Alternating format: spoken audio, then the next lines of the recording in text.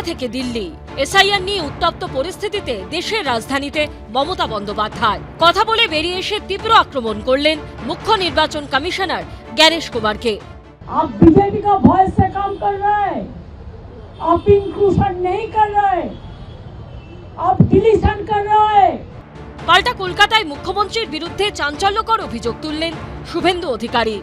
SIR চলাকালীন এবং BLO যারা নিয়োগ হয়েছিল ইআরও এদেরকে দিয়ে নামের ভুল, পদবি ভুল করে মমতা ব্যানার্জির নেতৃত্বে উদ্দেশ্য নিয়ে মানুষকে হয়রানি করেছে পশ্চিমবঙ্গ সরকার, তার প্রশাসন, মুখ্যমন্ত্রী, আইপ্যাক, তৃণমূল।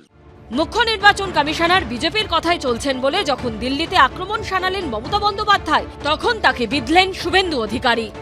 গোটা রাজ্য জুড়ে কয়েক লক্ষ নাম এবং পদবীর বানান ভুল মুখ্যমন্ত্রী এবং আইপ্যাকের নির্দেশে যে বিএলওরা করেছেন, এই পরিকল্পনার পিছনে মুখ্যমন্ত্রী আছেন।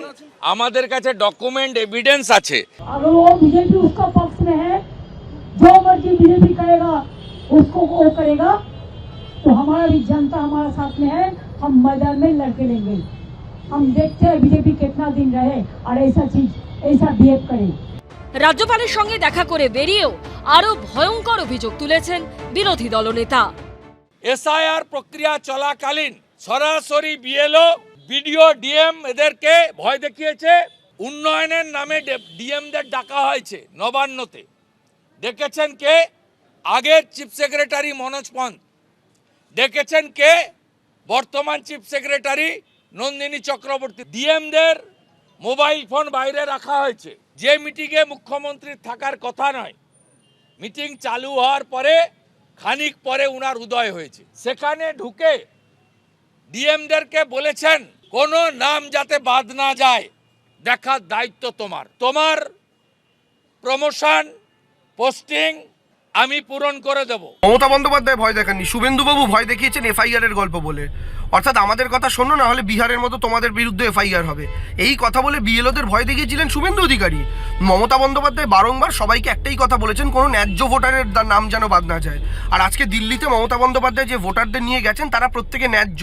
মৃত বলে যে মানুষগুলোকে দেখিয়ে দেওয়া হয়েছে তারা প্রত্যেকে জীবিত। শুভেন্দু অধিকারী দাবি করেন লোকভবনে আসার আগে মুখ্য সচিব নন্দিনী চক্রবর্তীর সঙ্গে দেখা করতে চেয়ে একাধিকবার যোগাযোগ করেছিলেন তিনি, কিন্তু মুখ্য সচিব তাকে 6 তারিখের আগে সময় দেননি। উজ্জ্বল মুখোপাধ্যায় ও কৃষ্ণেন্দু অধিকারীর রিপোর্ট, এবিপি আনন্দ।